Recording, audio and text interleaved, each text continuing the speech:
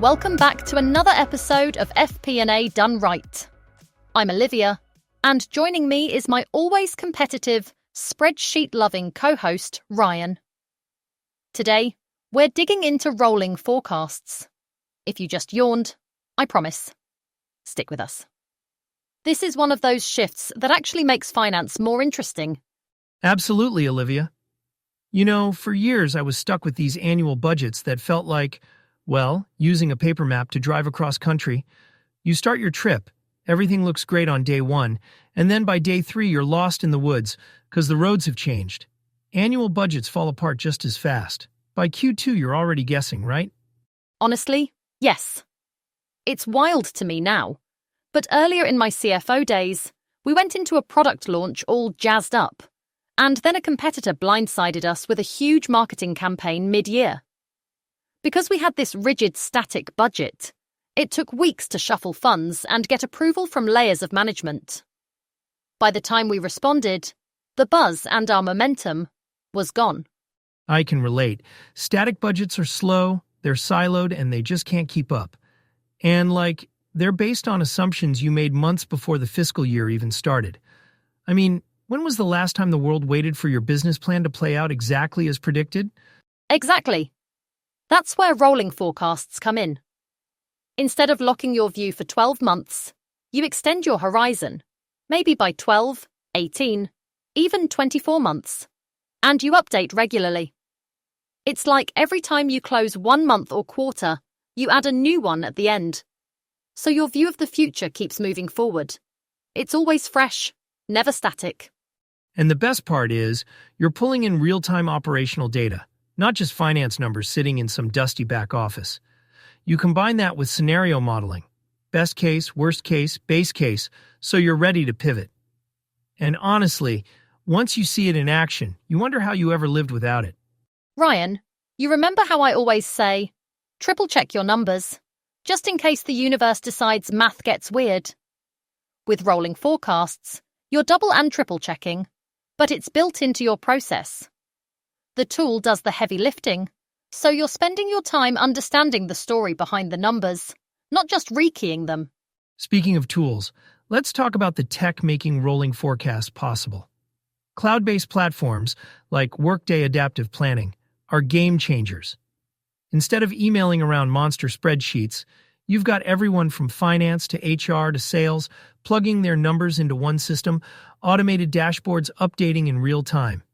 It's almost like running a fantasy football league, but with way more at stake. Nice analogy. And for me, the cross-functional part is massive.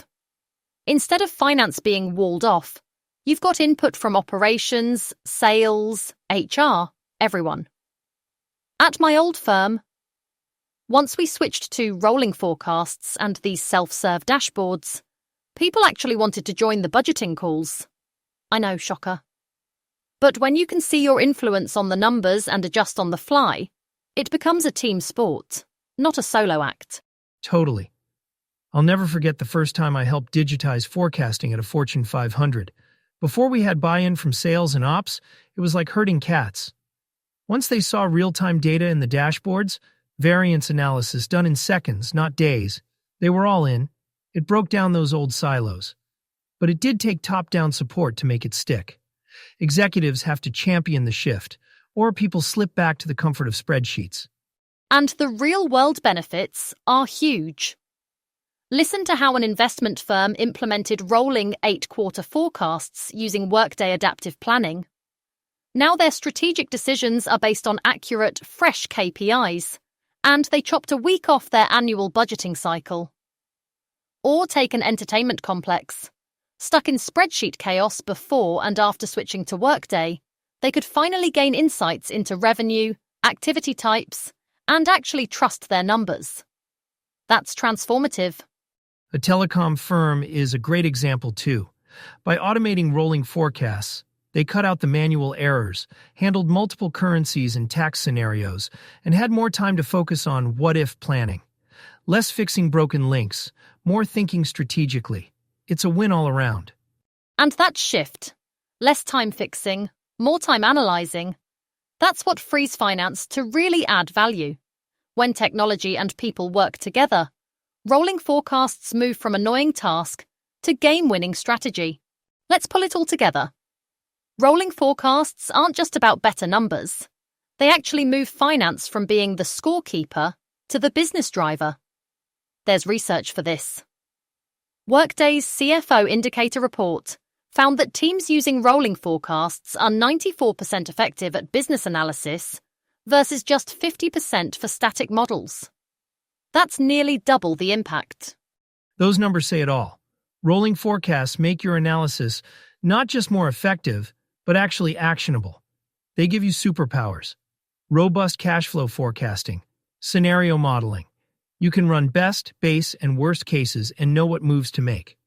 Risk management gets sharper, and you can reallocate resources on the fly to where they matter most.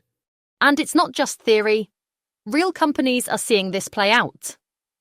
A biotech company, for instance, switched to Workday Adaptive Planning and immediately saw way fewer errors, more accuracy, and efficiencies across their entire FP&A process. Their teams can now make decisions off current cash flow. No more waiting for the next spreadsheet update from 5 different offices. You know what this reminds me of, Olivia? Fantasy football. Hear me out. When you use rolling forecasts with driver-based models, you're a manager reacting to injuries or new info every week. You don't cling to last season's lineup, right? You pivot, you optimize, you go for the win based on what's happening now. That's Agile finance. It's a great analogy, actually, even though I still think in chess metaphors. The point stands. Rolling forecasts make finance dynamic. You trade the static rearview mirror approach for something proactive and strategic. That's where you really make an impact, not just balance the books. Yeah, and it's the kind of change you can actually start small with. Get executive buy-in, choose the right tech, and maybe most importantly, bring the rest of the business along. That's when the magic happens. Couldn't have said it better, Ryan. All right, folks. Whether you're a seasoned finance pro or just figuring out rolling forecasts, we hope this helped you see why it's really the engine of Agile finance. Thanks for tuning in. And Olivia, as always, thanks for challenging my analogies. Take care, everyone. See you next time, Ryan. And goodbye to all our listeners. Keep forecasting, keep driving business. And remember, the only thing static about FP&A should be your love for good data.